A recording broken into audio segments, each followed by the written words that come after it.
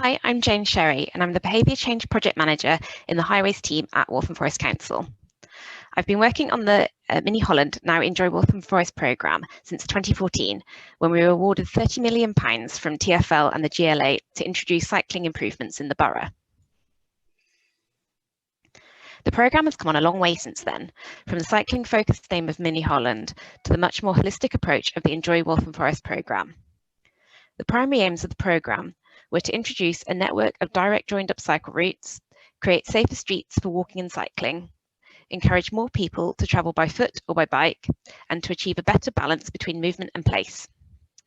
We look to achieve these through 4 key work streams: village schemes, which are now better known as low traffic neighbourhoods, town centre schemes, a cycle route network, and behaviour change initiatives. And our achievements to date are detailed on the slide.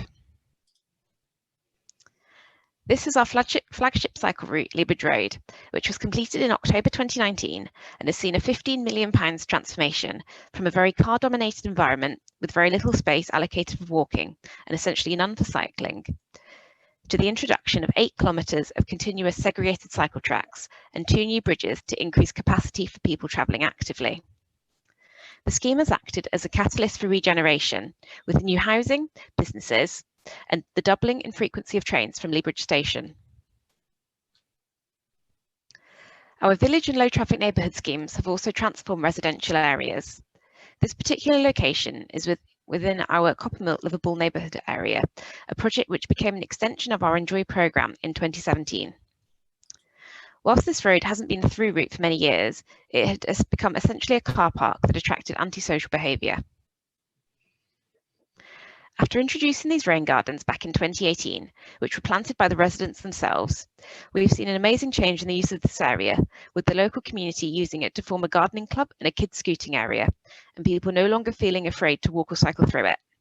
The rain gardens have also had a great environmental benefit by reducing localised flooding in the area. However, realising these results hasn't been easy. In September 2014, we ran a live trial of the Walthamstow Village Low Traffic Neighbourhood Scheme for 2 weeks.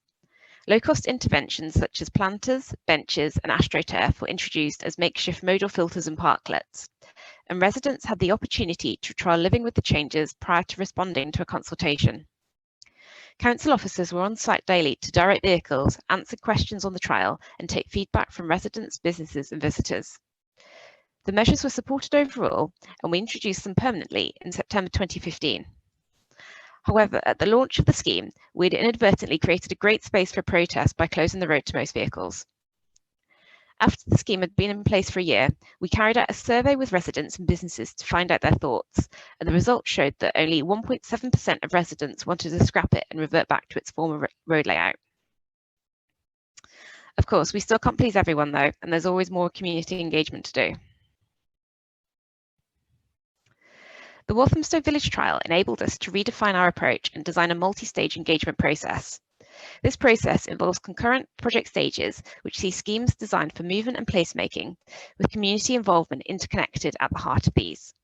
We still continue to follow this co-design approach to this day. As part of this approach, we have utilised technology to effectively engage with the community using Commonplace. One recent example of this is for our South Leytonstone Low Traffic Neighbourhood Scheme in partnership with the London Borough of Newham, which was introduced in autumn 2020. We used the Commonplace online engagement platform to develop an ongoing dialogue with local people from day one. An overview of the scheme is available to view alongside more detailed information on each of the interventions that are being introduced as part of the scheme. This allows people to comment on specific locations and modal filters to let us know how well they're working on the ground and respond quickly to any issues or concerns that arise.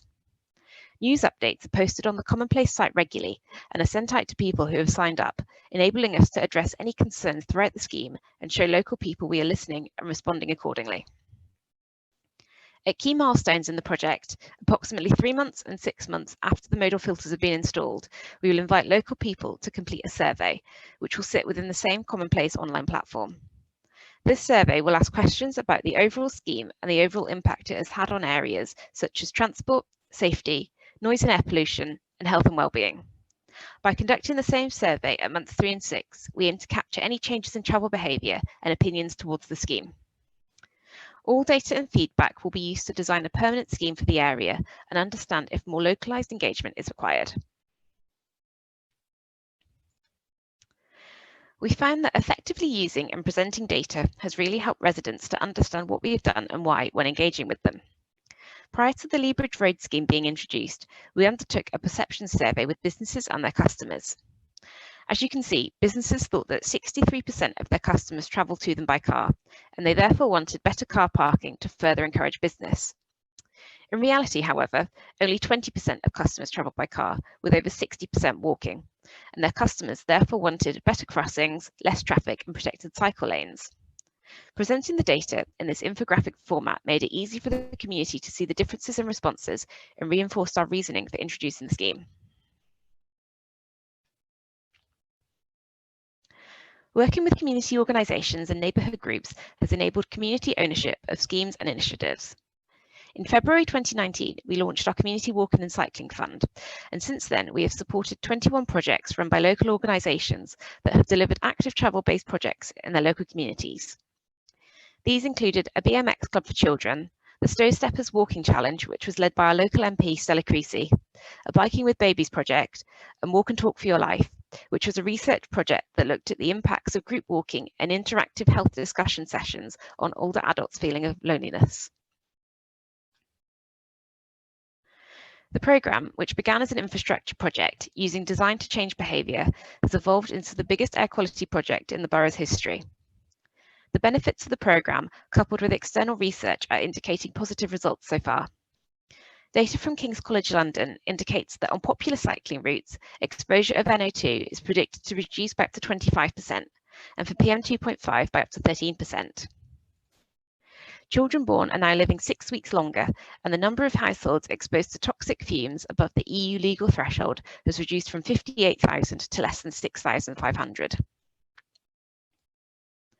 In 2020, we saw a record number of people using our cycle routes, with an average 56% more journeys recorded by our cycle counters compared to 2019.